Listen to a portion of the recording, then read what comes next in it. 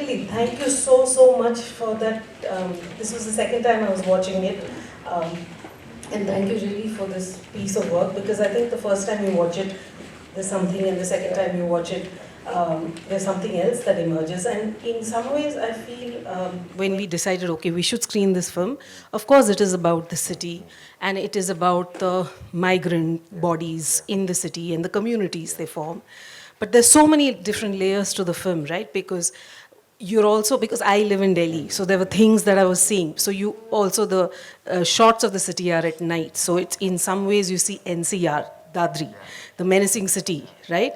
It's also, you see labor in a certain way that is in the factory, right?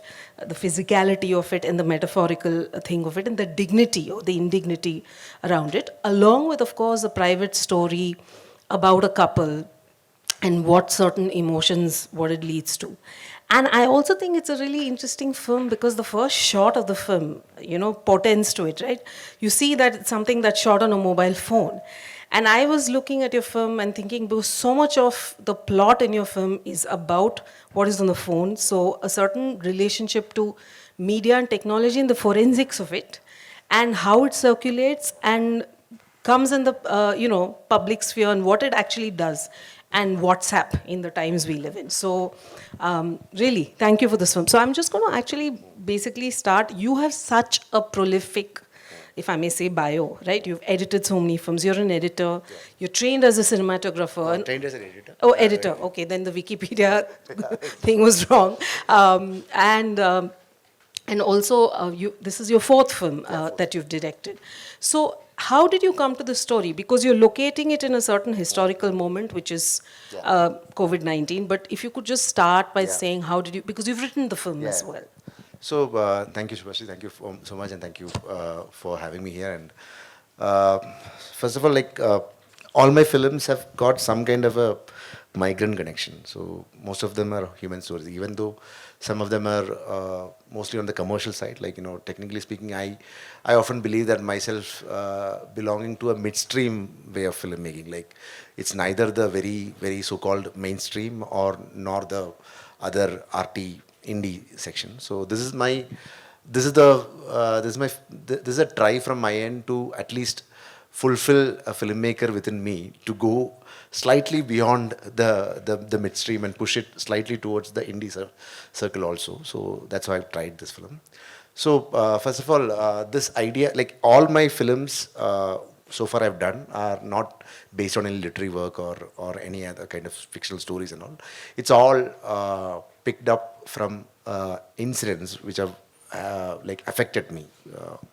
So this film, the idea came after the in 2019, I think, 2019 or 18, I forgot the timeline, but an incident which happened in Bombay. It is about a lady who's working in a bank, still working in a bank, I think. So she went to the High Court of Bombay asking for a declaration. So the title of the film came from there. So it was about saying that, a kind of video. It is not a manipulated video, but a lookalike video of her has been widely spread in some porn sites, and her life has been compromised, and now her professional life, she being a teller in a bank, and her marital life is also in danger now, and she has got kids and all. So she has been telling the judge that I need a statement like that. So she had done all the forensic analysis and everything, and she had got all the clearance and saying that, okay, this is not you. But then the judge was having a sarcastic comment on that, saying that, okay, now you don't have a problem now. Listen, your husband doesn't have a problem. Your workspace doesn't have a problem. Everything is got cleared now. You have got all the evidence. But she mentioned about this thing that anything which is put on the digital space, it will come back. It is not going to vanish anywhere. So this is the thing. Like, whatever email, whatever text message you are putting on the digital space, it is stored somewhere. So it can come back. And so I need a statement, a declaration kind of a thing. It is as simple as that vaccination certificate which we all carry in our phones these days. So it is something like that.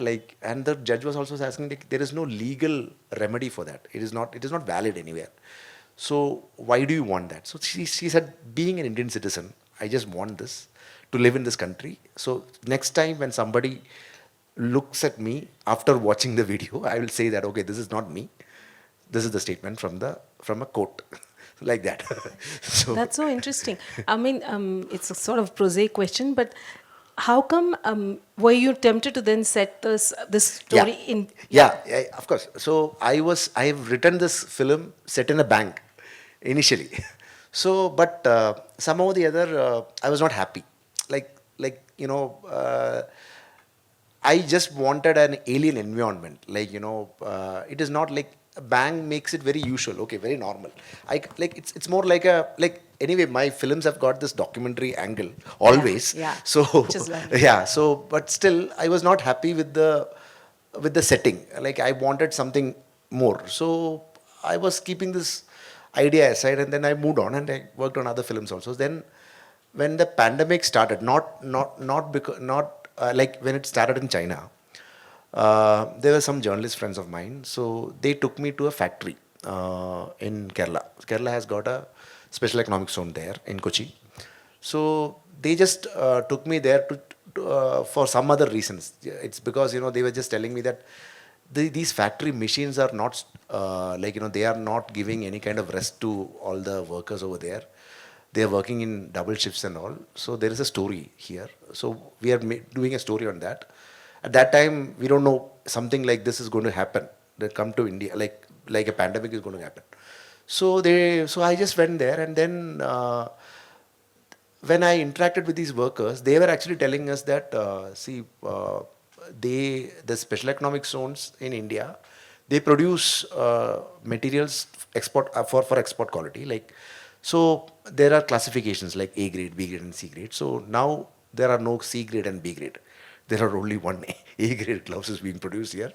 Whatever they need, the orders are massive. It is some so they were telling something is wrong, some problem is happening somewhere or the other. Something is going to be the situation is going to be wrong. So they were just explaining me like a small kind of a trailer, of the pandemic which is going to come. And that is one side. And then when I got to, it was not in a day, of course. It was we took every week, once in a day we used to go. So after a month, I got friendly with these workers and all. So they were just some of them. They were telling this, their route of traveling to this was an unusual route. The migrant route of Kerala is full of migrants. First of all, that I have to tell. Right. So you can find Malayali everywhere. So Even in Mount Everest. yeah. There is a joke. Even if you go to Moon, there will be a tea stall with a Mallu over there. So I'm very curious about this migrant thing. So the thing is, they were explaining about this unusual route of workers traveling from Kerala, living in Delhi as a transit place for 6 to 8 months for their visa process and for also their recruitment programs, because some of them will get recruited easily, some of them will take time. So there are also factories who who are functioning with these kind of laborers, because they know that they will work for any they don't need to pay them the regular fee, the regular salary and all. So they will work and they take this route. It's a challenging route for them, and ultimately they're going to places like Malaysia, Indonesia, where other rubber plantations are there, very similar to Kerala, but thinking that at least they can earn, say for example, more than not twice, but at least at 15% to 20% increase in the salary. That is fair enough for them. It is more like nurses going and working in Iraq. They don't know what is the situation in Iraq and all. So it is very similar. No, and actually, thanks for answering. And I also think it's interesting that I didn't know that this is something that actually happens. The fact that it's placed in a city like Delhi and also in the NCR region, right? It's in UP, Dadri, that side. there's a certain, subterranean violence that you experience in the film. Of course, there is domestic violence, and especially the night shots of the city. Yeah. It reminded me of some other films. And you experience that because it's set in an NCR. Yeah. Maybe if you set it somewhere in Bombay, it may be very different. The other thing I was really struck by, in fact, my colleague just mentioned, you've also written about it, while watching the film, is the art direction and the cinematography, right? Because the factory is, of course, in bluish hues, and the house. I was actually really struck by it because it works within a certain set of aesthetics, which is not beautiful. It's decrepit, but yet it actually goes under. I mean, it went under my screen, and in the house, it's the browns and somehow and peeling off. And the cinematography also related to that, right? The first few shots that when I was watching it, in terms of form, it was very difficult to tell, because I feel like many fiction films have a certain code within which they work. But your film actually transgresses that. So could you speak a bit about this art direction, especially how you thought about it? So to write this film, I'm not a Delhi person. So I've just visited Delhi for certain other reasons, just for maybe because for shooting reasons or some other guys' films and also. But for this particular film, I have to live there for some time. Otherwise, I will never knew the nuances in there. So I went to Noida first, visited some places in UP. So I desperately need a factory. So none of the factory people were willing to give me a factory to shoot. The problem is, first of all, they can't stop the machinery because we were shooting during the pandemic because machines, and we are shooting with Sync Sound. And also there is a small angle of the scam, which they all know because that also happened in places like like northern Ghaziabad and all area and all. So not inside the CES area in the Noida area, but in some factories in Ghaziabad it happened. So they were very skeptical. They were thinking that okay, sometimes we'll lose our license and everything. So then I had to actually restructure a factory so that there was a plant which was lying there in a godown where it was not functioning. So I had to bring people and then source people so that they can build this thing, everything, and then we actually produced gloves for the film. Really? Yeah. Oh, wow. So that was Hats off to you. that was a challenging part. That was a real challenging part to produce gloves for the film. And then also like junior actors. So normally for films we hire junior actors, right? Here we need factory people. So we actually hired people who were working in different shifts. So they were working night shifts, and we were asking them that, are you willing to work for a film? So that we are shooting something, and so there will be continuity. So if you are shown in a particular scene, you have to come next day also. So they agreed to me, and they were not actors. They were not background actors also. And so my film always involves a lot of background activities. So and I have more number of takes. Like I'm never satisfied with some. The most that's the most crucial part. So, but from day one, they understood this timing because they are all skilled laborers. So they understood, okay, first mark is here, second mark is there. Okay, it's very simple. For them, it was so they're like mechanical people, like, robotic people who are doing all this job always. So, and they were also telling me, like, in terms of art direction, they were helping me, like, Right, how right. these things will happen. And my DOP, we had a equation, like, we in that manner, like when we visited some houses where these Malu people or people from Tamil Nadu or some from Andhra and all live there, they take, like, they don't buy any stuff. They live in a place which they get. So if you look at the properties also, they have never, because it's a transit place. They are not taking anything from there and going anywhere. So their intention is to fly out of the country. So some people even rent clothes, even the winter wear, because they think that why should we buy it just for 1 month or 2 months? Why should we buy it? So like that, their life moves. Like so, it was very tragic. And then so these houses actually it is there. So you shot in one of the yeah, homes. one of the real houses. Okay. No, I mean, I was really struck by the art direction. There's one more thing about your film which I really liked is, you know, there's a way one thinks of drama in a particular way, and when many people confuse drama with melodrama.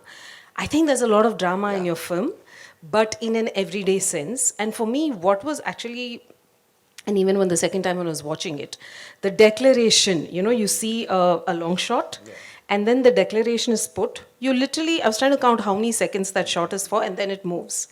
Uh, Anybody else, I'm assuming, may have been tempted to keep it for longer or have some kind of sound design, but you actually move away from it.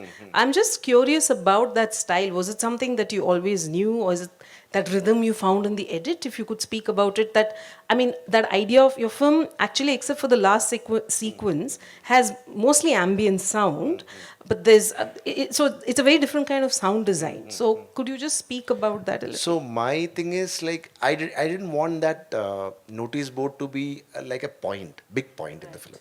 Like I have like there is a scene where where she's actually telling it again to the factory owner, saying that okay, I need a declaration kind of a thing. So she's just a normal person who analyze things in such a manner that like something is put in the notice board is something which is legitimate. So let me ask that. That is my honor. Let me ask that. And the story never ends there. She wants to go to the other the victim's house and see what has really happened there.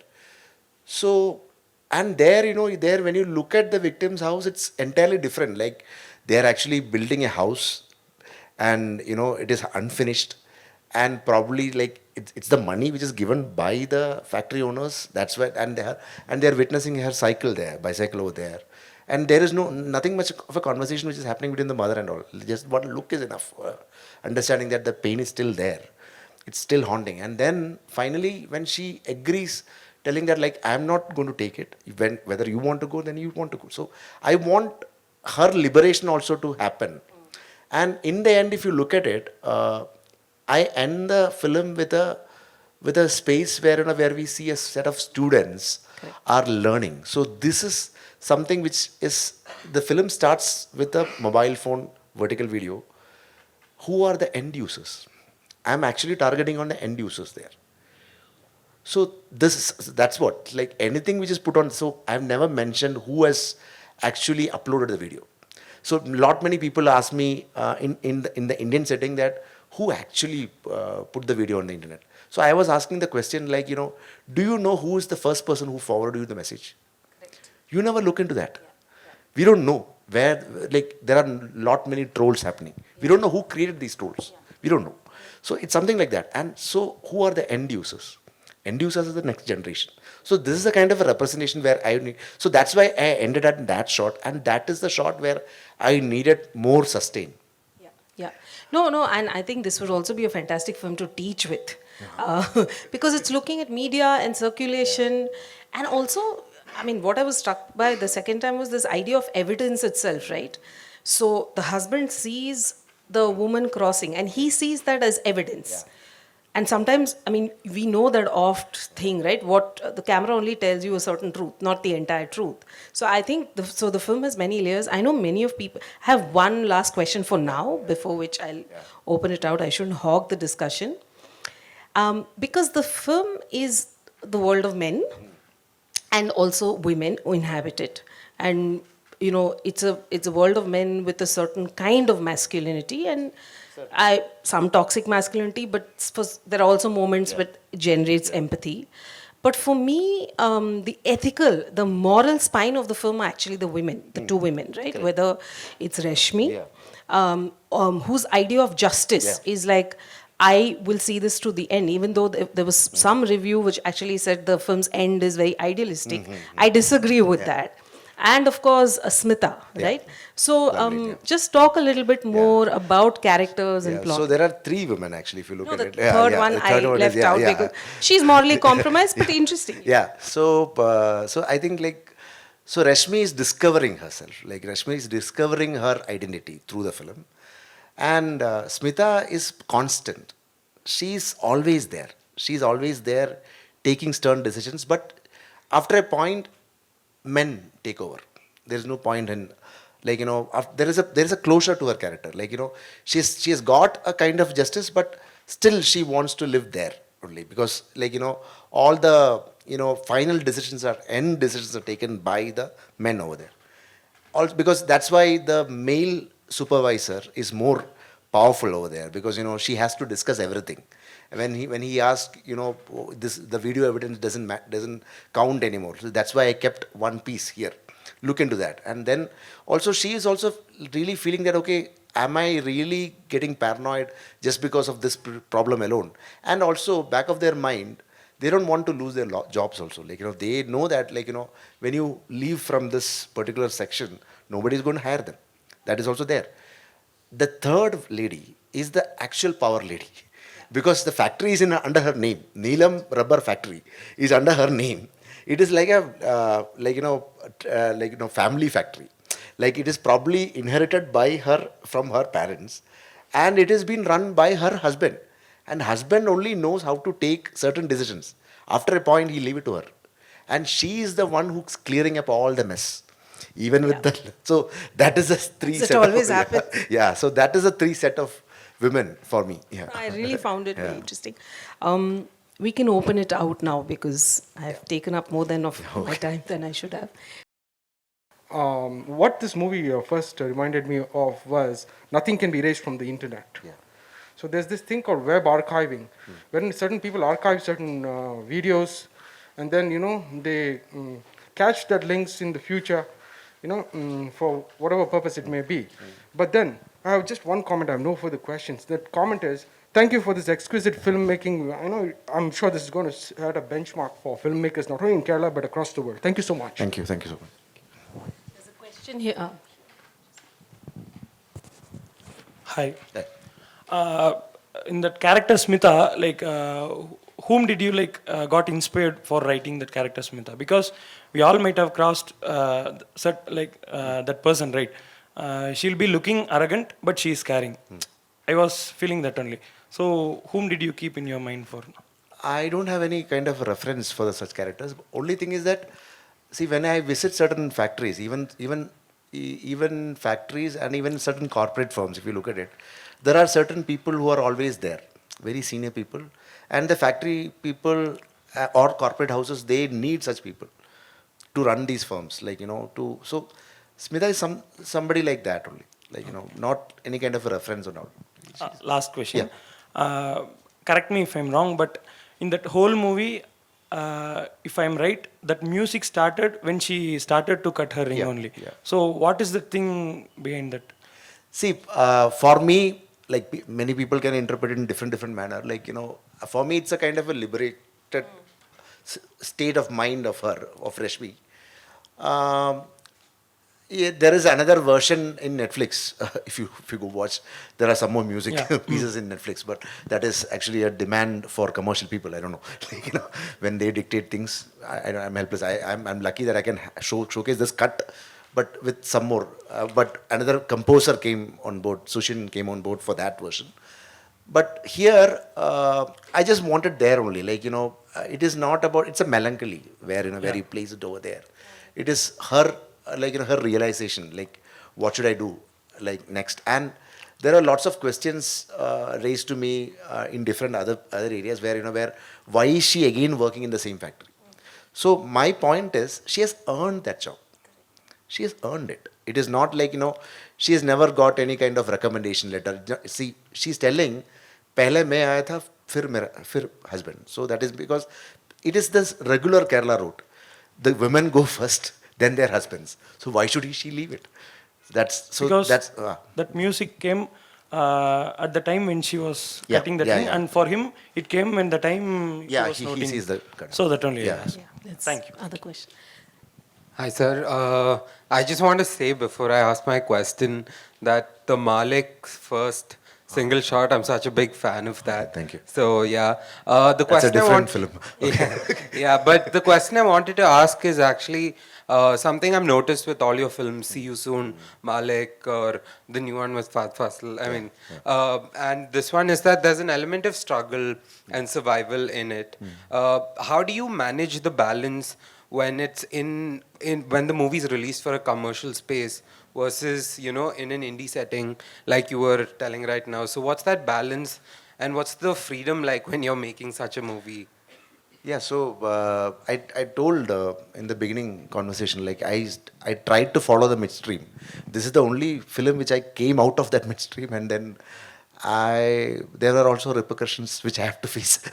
So platforms will reject. They will say, like, somebody will say, like, we need more music, and if I go to festivals, they will say that, okay, it's a festival film, so don't come to us again. A filmmaker is always as good as your last film. That's it. I always believe in that. So, you make your film, rest is like, that's it. Hi, my name is Vikas Kumar. I really enjoyed the film. I have a very simple question. I just want to understand from you, like what are the challenges that you face as a writer? Because, like you mentioned, there are so many different things that people expect from you. Like, if you talk about shooting, you have, like you said, like for the shooting, you have to go and like reopen a factory which was not functioning, and you must have written in the time when the COVID was going, and we don't know how it's going to be. So like, how do you like what kind of challenges you face, or like how it comes up? So yeah. See, mostly all films, like, there are different problems when which you constantly face in the writing table. Primary thing is that at least try to be organic, whatever it happens. Like, I never start a film without knowing the end of the film as a writer, because you can write a story without knowing the end. Like, it can go, and then, you can culminate at a point. But a feature film can't be done, according to me. I still follow the Sitfield structure. I'm an old school writer. I admit that, like, I choose the midpoint, I choose the inciting incident. Where is the inciting incident coming in? Like, how much time I invested on that incident, and what is the next plot point? I look into that always, and then I have to literally see the end. Something like, what is the end? So here I knew that, like, it should start. It is starting with that video, and I should also focus on the end, like, whether let it be the kada or let it be the children. So it has to come. It has to evolve. Otherwise, that's why the problem with the initial draft of the bank, I said I was not satisfied. That is because the writer in me was not happy with the way I was narrating the story. That's the thing. Yeah. So, like you mentioned, migration and migrants are one of the recurring themes in your movies, right? So, is it just because you're coming from Kerala and we are dependent on the remittances economy and we have a history of migration, or are you deliberately choosing such topics and things? What's the connection? No, I don't know. Like, primarily, I think, see, more than human, like, there are lots of human stories to be told. Because I'm coming from a region in Trivandrum, and I've seen lots of migrant issues with the fishermen people, which I've explained in Malik. Also, my mother and father, they both are from this mid area, like Kottayam and all. I've seen plenty of houses there, vacant. So during floods and all, if you go and see, like, what happens is actually, like, nobody is living there. And sometimes, you see a old grandmother living there peacefully with a caretaker and all, like, don't know what is and these children are not going to come back. So, like, there are lots of stories to tell. Sometimes I used to, like, still there are, like, it's not about the urban setting. It is about the working class, the middle class and the working class setting. Okay, we have time for one last question, I was told, so yes. Thank you. My name is Patricia. Hi. My question is kind of a follow-up on the last one, because the first two films that you made, See You Soon and Take Off, are both dark stories about migration gone terribly wrong. And this is as well, but the choice of Delhi is different, because now it's your home country and capital city that is producing a very unhappy ending. Is that making another kind of point? No, but for Keralites, Delhi is more alien. I wondered about that because of the use of language in the film actually suggests that they're I'm actually telling, like, for us, Middle East is more friendly for us. Like, you can survive with Malayalam in Dubai. But you can't survive without Hindi in Delhi, right? So it's very, so for us it's an alien place. No, and the politics of the language comes really well. I thought it was also interesting there was Tamil in the mix. Most of my filmmaker friends were also offended with the film, saying that, why did you treat it as a Malayalam film? You should not have been named, because many people said that there is no subtitle. You never put subtitle in the. So people still want this Hindi, when Hindi lines are in the film, they want a Malayalam subtitle. Right. I was like, that is gone. So, but still. Yeah. Cool. Thank you so much. I really hope the film, this version of the film, travels more. It's looked at with care, attention, and spoken about. I wish you all the very best. Thank you so much. And thank you all so much.